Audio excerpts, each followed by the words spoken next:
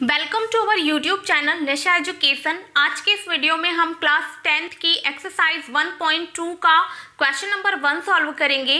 Question है, निम्नलिखित संख्याओं को अभाज्य गुणनखंडों के गुणनफल के रूप में व्यक्त कीजिए। ठीक है, हमें यहाँ पर कुछ क्वेश्चन दे रखे हैं और बोला गया है कि इनके हमें क्या निकालना है, अभाज्य गुणनखंड। तो पहला क्वेश्चन हम सॉल्व करते हैं। पहला क्वेश्चन है 140 मतलब 140, तो 140 के हम क्या निकालेंगे, अभाज्य गुणनखंड। ठीक है, तो निकाल लेते हैं। अब देखिए 140 में इकाई का अंक क्या है, 0। तो मैंने यहाँ पर विभाज्यता के नियम लिख दिए हैं, थोड़ा समझ लेते हैं पहले। ठीक है, तो ऐसी संख्याएं जिनका इकाई का अंक 0, 2, 4, 6, 8 मतलब सम संख्या होगा, तो ऐसी संख्या 2 से विभाजित होगी। ठीक है, तो देखिए 140 में इकाई का अंक क्या है, 0, मतलब ये 2 से विभाजित होगी, तो लिख देते हैं ये 2। ठीक है, तो 2 सत्ते कितना होता है, 14, और ये 0 की 0। फिर से अब लास्ट में 0 आ रहा है, मतलब ये 2 से विभाजित होगी। ठीक है, तो ये हो गया 2 तिया 6 और बचा 1, यहाँ हो गया 10, तो 2 पंचे 10। ठीक है, अब देखिए यहाँ पर इकाई का अंक कितना है, 5। तो आप लोग याद रखें कि जिस भी संख्या में इकाई का अंक 0 या 5 होता है, तो वह संख्या 5 से विभाजित होती है। ठीक है, तो यहाँ से हम क्या करेंगे, इसको 5 से विभाजित करेंगे, तो 5 सत्ते कितना होता है, 35। अब ये बचा 7, तो 7 से ही विभाजित होगा, तो 7 एकम 7। इस प्रकार हम देखते हैं कि 140 के अभाज्य गुणनखंड क्या क्या है, 2 गुणा 2 गुणा 5 गुणा 7। ठीक है, तो अब आप लोग देखिए यहाँ पर 2 कितनी बार आया, 2 बार। तो हम इसको क्या लिख सकते हैं, 2 की पावर 2 गुणा कितना 5 गुणा कितना 7, और यही क्या है, 140 के अभाज्य गुणनखंड। ठीक है, नेक्स्ट क्वेश्चन है, इसे भी हम सॉल्व करते हैं। क्वेश्चन है 156 की हम क्या निकालेंगे, अभाज्य गुणनखंड। तो चलिए स्टार्ट करते हैं। अब देखिए यहाँ पर इकाई का अंक क्या है, 6, जो कि सम संख्या है, मतलब ये संख्या 2 से विभाजित होगी, क्योंकि मैंने यहाँ विभाज्यता के नियम लिख रखे हैं 2 और 3 के। ठीक है, तो यहाँ से लिख दिया 2। अब ये होता है 2 सत्ते 14, बचा 1, यहाँ हो गया 16, तो 2 अट्ठे कितना हो गया, 16। ठीक, अब 2 से वापस से विभाजित होगी, क्यों, क्योंकि इकाई का अंक क्या है, सम संख्या।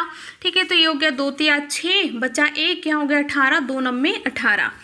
अब 3 से विभाज्यता का नियम देख लेते हैं। यदि इन अंकों का योग 3 से विभाजित होता हो, मतलब ये पूरी संख्या 3 से भी विभाजित होगी। ठीक है, तो 9 और 3 कितना होता है, 12, और 12 3 से विभाजित होता है, इसका मतलब ये है कि 39 भी 3 से विभाजित होगा। ठीक है, तो ये लिख दिया 3, तो 3 एकम 3, 3 तिया कितना 9। ठीक है, बचा 13, तो ये तो 13 से ही विभाजित होगा, तो 13 एकम 13। इस प्रकार हम देख पा रहे हैं कि 156 के अभाज्य गुणनखंड क्या क्या आए, 2 गुणा 2 गुणा 3 गुणा 13। ठीक, अब ये लिख दिया 156। अब चूंकि 2 कितनी बार आया है, 2 बार, तो इसको लिख सकते हैं हम 2 की पावर 2 गुणा कितना 3 गुणा 13, और यही 156 के क्या है, अभाज्य गुणनखंड। थर्ड क्वेश्चन है 3825, तो इसके भी हम क्या करेंगे, अभाज्य गुणनखंड निकाल लेंगे। ठीक है, तो ये सबसे पहले सब बना लेते हैं। अब देखिए यहाँ पर इकाई का अंक क्या है, 5, तो इसमें 2 का तो भाग नहीं जाने वाला है, क्योंकि इसकी कंडीशन ये होती है कि इकाई का अंक क्या होना चाहिए, 0, 2, 4, 6, 8, तभी इसमें 2 का भाग जाता है। अब 3 से विभाज्यता देख लेते हैं। यदि इन सभी अंकों का हम योग करें और उस योग में 3 का भाग चला जाए, इसका मतलब इस पूरी संख्या में भी 3 का भाग चला जाएगा। ठीक है, तो 5 और 2 कितना होता है, 7, 7 और 8 होता है 15, 15 और 3 होता है 18, 18 में 3 का भाग चला जाता है, इसका मतलब इस पूरी संख्या में 3 का भाग चला जाएगा। ठीक है, तो ये हो गया 3 एकम 3, 3 दूनी 6, बचा 2, यहाँ हो गया 22, 3 सत्ते होता है 21, बचा 1, यहाँ हो गया 15, तो 3 पंचे होता है 15। ठीक है, वापस से हम 3 से भाग देकर देखते हैं, तो 3 चौके होता है 12, 3 दूनी 6, बचा 1, यहाँ हो गया 15, तो 3 पाँचे 15। ठीक है, अब देखिए 425 है, चेक कर लेते हैं कि 3 से भाग जाएगा या नहीं जाएगा। तो 4 और 2 6 और 5 कितना होता है, 11, तो 11 में तो 3 का भाग नहीं जाता है, मतलब अंकों के योग में 3 का भाग नहीं जा रहा, तो इस पूरी संख्या में भी नहीं जाएगा। अब 5 से देकर देखते हैं। ठीक है, तो 5 अट्ठे होता है 40, बचा 2, यहाँ हो गया 25, तो 5 में हो गया 25। ठीक है ना, अब देखिए वापस से हम 5 से देकर देखते हैं, तो ये हो गया 5 एकम 5। ठीक, बचा कितना 3, तो 5 सत्ते कितना होता है 35। अब देखिए कितना बचा है 17, तो 17 में तो 17 का ही जाएगा, ठीक है। तो 17 एकम 17। तो 3825 के हम यहाँ अभाज्य गुणनखंड लिख लेंगे। तो क्या क्या आए हैं भाई, 3825 बराबर 3 गुणा 3 गुणा 5 गुणा 5 गुणा 17, ठीक है। अब देखिए यहाँ पर 3 भी 2 बार आया है और 5 भी 2 बार आया है, तो हम इसे स्क्वायर के रूप में लिख देंगे। तो ये लिख दिया 3825 बराबर 3 का स्क्वायर, क्योंकि 3 2 बार आया है, और ये 5 का स्क्वायर, क्योंकि 5 भी 2 बार आया है, गुणा क्या 17, ठीक है। तो इस प्रकार 3825 के भाज्य गुणनखंड क्या है, 3 का स्क्वायर प्लस 5 का स्क्वायर गुणा 17, और यही क्या है आंसर। फोर्थ क्वेश्चन है, इसके भी भाज्य गुणनखंड निकाल लेते हैं। तो ये है 5005, ठीक है। अब देखिए 5005 में इकाई का अंक क्या है 5, तो ये संख्या 5 से विभाजित होगी, ठीक है। तो 5 एकम 5, 0 के 0, 0 के 0 और 5 एकम कितना 5, ठीक है। अब देखिए ये कितना है 1001, तो 1001 में इकाई का अंक क्या है 1। इसका मतलब ना तो ये संख्या 2 से विभाजित होगी, ना तो 3 से होगी, ना ही 5 से होगी। अब देखते हैं 7 से होती है क्या, ठीक है। तो लिख दिया 7, तो 7 एकम 7, बचा कितना 3, यहाँ हो गया 30, 7 चौके कितना हो गया 28, और बचा कितना 2, तो यहाँ हो गया 21, तो 7 या 21, ठीक है। तो ये हो गया 143 बार गया। अब देखिए हम 11 से विभाजित करके देखते हैं संख्या को। तो 11 एकम 11, बच्चे कितने 3, तो ये हो गया 33, तो 11 तिया 33, ठीक है। अब कितना बचा 13, तो 13 में तो 13 ही का ही भाग जाएगा, तो 13 एकम 13। इस प्रकार 5005 के अभाज्य गुणनखंड क्या क्या है, 5 गुणा 7 गुणा 11 गुणा 13। अब कोई भी संख्या यहाँ 2 बार नहीं आई है, तो अभाज्य गुणनखंड क्या होंगे, यही होंगे 5 गुणा 7 गुणा 11 गुणा 13, और यही क्या होगा आंसर। फिफ्थ क्वेश्चन है 7429, इसके भी हम क्या निकालेंगे अभाज्य गुणनखंड। तो देखिए यहाँ पर इकाई का अंक क्या है 9, इसका मतलब ये संख्या 2 से तो विभाजित बिल्कुल भी नहीं होगी, क्योंकि यहाँ पर 2 से विभाजित होने के लिए इकाई का अंक सम होना चाहिए, सम संख्या होना चाहिए, ठीक है।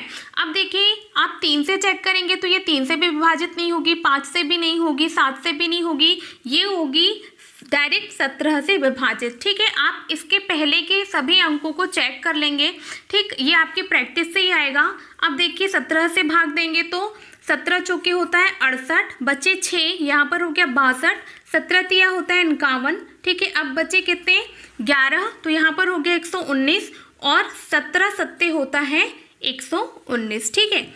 अब देखिए ये कितना है 437, तो ये भी 2 से विभाजित तो बिल्कुल नहीं होगा, 3 से भी नहीं होगा, ये होगा डायरेक्ट 19 से, और आप इसके पहले की सभी संख्याएं चेक करके देख सकते हैं, ठीक है।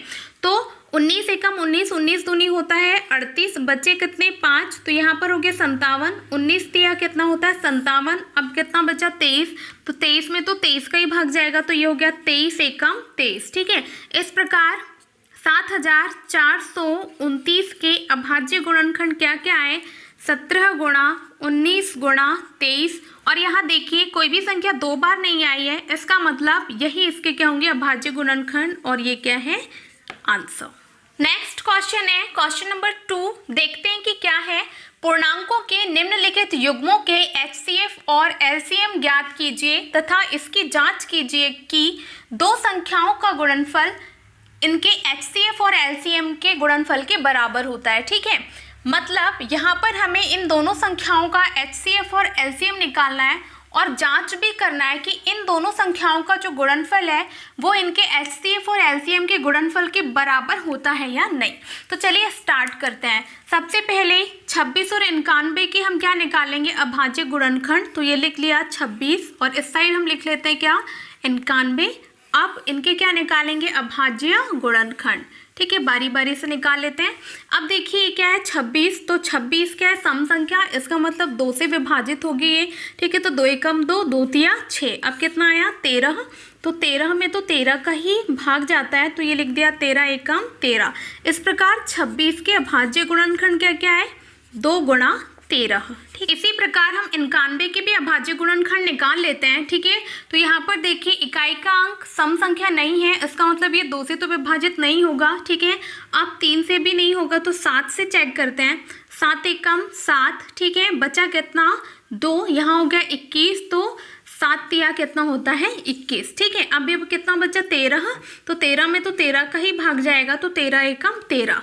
तो 91 के अभाज्य गुणनखंड क्या क्या है 7 गुणा 13। ठीक है, अब देखिए इन दोनों संख्याओं का हमें पहले HCF और LCM निकालना है, तो लिख लेते हैं। सबसे पहले HCF किस किस का 26 और 91 का कितना होगा भाई। ठीक है, अब देखिए इन दोनों के गुणनखंडों में जो भी कॉमन गुणनखंड है ना वही इसका क्या होगा HCF। तो क्या कॉमन दिख रहा है 13, मतलब HCF कितना आएगा 13। ठीक है, और इसी प्रकार हम LCM निकालेंगे, तो LCM क्या होगा भाई, ये लिख दिया 26 और ये 91। ठीक है, तो देखिए जो उभयनिष्ठ गुणनखंड है ना उसको हमें एक बार लिखना है, और जो एक एक बार गुणनखंड है उन्हें हमें लिख देना। तो ये 2 गुणा 7 इन्हें तो एक एक बार लिखना ही है, लेकिन जो उभयनिष्ठ या कॉमन गुणनखंड है उसको हमें एक ही बार लिखना है। तो ये कितना हो गया 13 गुणा 7 गुणा 2। अब हम इनका गुणा कर देते हैं, तो कितना आएगा 182। आप लोग करके देख लीजिएगा। ठीक है, वीडियो लंबा ना हो इसलिए मैं इसे डायरेक्ट बता रही हूँ। अब देखिए हमें HCF और LCM निकालने को कहा गया था क्वेश्चन में, और हमें जांच भी करनी है कि इन दोनों संख्याओं का गुणनफल जो है वो HCF और LCM के गुणनफल के बराबर आता है या नहीं। ठीक है, तो यहाँ हम लिख देते हैं जांच। ठीक है, जांच में हम क्या करेंगे, ये जो फॉर्मूला दे रखा है ना उसको लिख लेते हैं। तो फॉर्मूला है 2 संख्याओं का गुणनफल बराबर क्या होता है HCF गुणा LCM। ठीक है, अब देखिए 2 संख्याओं का गुणा क्या होगा भाई, इन दोनों संख्याओं का हम गुणा कर देंगे। क्या क्या है संख्याएं 26 गुणा कितना 91 बराबर इन दोनों का HCF और LCM क्या है, HCF है 13 और LCM है 182, तो हम इसको लिख देते हैं। ठीक है, और 26 और 91 का जब आप गुणा करेंगे तो ये आएगा 2366। ठीक है, और 13 और 182 का आप गुणा करेंगे तो ये भी आएगा कितना 2366। इस प्रकार ये प्रूफ होता है कि इन दोनों संख्याओं का जो गुणनफल है इनके HCF और LCM के गुणनफल के बराबर होता है। ठीक है, यहाँ पर मैंने गुणा डायरेक्ट किया है, आप लोग अलग से करके देख सकते हैं। सेकंड क्वेश्चन है 510 और 92। तो सबसे पहले हम इनके अभाज्य गुणनखंड निकालेंगे, फिर इनका HCF और LCM निकालने के बाद जांच करेंगे। ठीक है, तो सबसे पहले निकाल लेते हैं क्या अभाज्य गुणनखंड। तो ये लिख दिया 510, और सबसे पहले 510 के ही निकाल लेते हैं। ठीक है, तो इकाई का अंक क्या है 0। ठीक, तो ये 2 से विभाजित होगी, तो ये हो गया 2 दूनी 4, बचा 1, यहाँ हो गया 11, तो 2 पंचे 10, फिर वापस से 1 बच गया, यहाँ हो गया 10, तो ये हो गया 2 पंचे 10। ठीक है, अब हम 3 से भाग देकर देखते हैं, तो ये हो गया 3 अट्ठे 24, बचा 1, यहाँ पर कितना हो गया 15, तो 3 पंचे 15। ठीक है, अब क्या करेंगे हम 5 से देकर देखते हैं, तो 5 एकम 5, बचा कितना 3, यहाँ हो गया 35, तो 5 सत्ते कितना होता है 35। कितना आया 17, तो 17 में तो 17 का ही भाग जाएगा, तो 17 एकम 17। ठीक है, तो 510 के अभाज्य गुणनखंड क्या क्या है 2 गुणा 3 गुणा 5 गुणा 17। तो इसी प्रकार हम 92 के भी अभाज्य गुणनखंड निकाल लेते हैं, तो ये लिख दिया 92 या 92, और इसके अभाज्य गुणनखंड निकालेंगे। ठीक है, तो ये 2 से विभाजित होगी, तो ये 2 लिख दिया, 2 चौके 8, बचा 1, यहाँ हो गया 12, तो 2 ही छक्के 12। अब 2 से देंगे तो 2 दूनी 4, 2 तिया 6, अब कितना आया 23 या 23, तो 23 में तो 23 का ही भाग जाएगा, तो 23 एकम 23। ठीक है, तो इस प्रकार 92 के अभाज्य गुणनखंड क्या क्या आए भाई 2 गुणा 23। ठीक है, अब देखते हैं कि इनके गुणनखंडों में कौन कौन से गुणनखंड कॉमन या उभयनिष्ठ हैं। ठीक है, तो यहाँ से देखिए 2 का जोड़ा बन जा रहा है, हम जोड़ा भी बना सकते हैं। अब देखिए यहाँ पर 1 2 है, लेकिन यहाँ 2 नहीं है, और अब कोई भी जोड़ा नहीं बन रहा है। ठीक, तो अब आप लोग बताइए कि HCF क्या आएगा, जो गुणनखंड कॉमन होता है या उभयनिष्ठ होता है वही इन दोनों का HCF होता है, तो HCF क्या आ जाएगा 2। और LCM कैसे निकालते हैं भाई, ठीक है, जो गुणनखंड कॉमन या उभयनिष्ठ होता है उसे हम एक बार लिखते हैं और बाकी गुणनखंडों को बारी बारी से लिख देते हैं। तो ये लिख दिया 2, फिर गुणा यहाँ का 3 और गुणा ये 5, गुणा कितना 17, गुणा कितना 23, ठीक है। अब हम इनका गुणा करेंगे तो ये आएगा 23,460। मैंने डायरेक्ट बता दिया, आप गुणा करके देख सकते हैं। अब हम नेक्स्ट स्टेप में इनकी जांच करेंगे, ठीक है। तो ये लिख देते हैं जांच। सूत्र क्या है, दो संख्याओं का गुणनफल, दो संख्याओं का गुणनफल बराबर क्या होता है, HCF गुणा LCM। दो संख्याओं का गुणनफल क्या होगा, 510 और 92, 510 गुणा कितना 92, और इनके HCF और LCM का भी गुणा कर देंगे, ठीक है। तो ये हो गया 2 गुणा कितना 23,460। अब इनका गुणा करेंगे तो ये आएगा 46,920 और इधर भी आएगा 46,920। मैंने डायरेक्ट गुणा किया है, आप लोग गुणा करके चेक कर सकते हैं। तो आप लोग देख पा रहे हैं कि जांच में दोनों पक्ष क्या है बराबर, मतलब दो संख्याओं का गुणनफल बराबर क्या आया, इन दोनों संख्याओं का HCF और LCM का गुणा। थर्ड क्वेश्चन है, इसे भी हम क्वेश्चन नंबर 1 और 2 की तरह सॉल्व करेंगे। तो सबसे पहले 336 और 54 दे रखा है, तो हम इनके बारी बारी से अभाज्य गुणनखंड निकाल लेते हैं, ठीक है। तो ये सबसे पहले हम निकालेंगे 336 के अभाज्य गुणनखंड, ठीक है। अब देखिए इकाई का अंक क्या है 6, मतलब ये 2 से विभाज्य हो जाएगा, ठीक है। तो 2 एकम 2, बचा कितना 1, यह हो गया 13, 2 छिक्के 12, बचा 1, यहाँ हो गया 16, 2 अट्ठे कितना होता है 16, ठीक है। वापस से 2 से जाएगा, ठीक है। तो 2 अट्ठे 16 और ये 2 चौके 8, ठीक।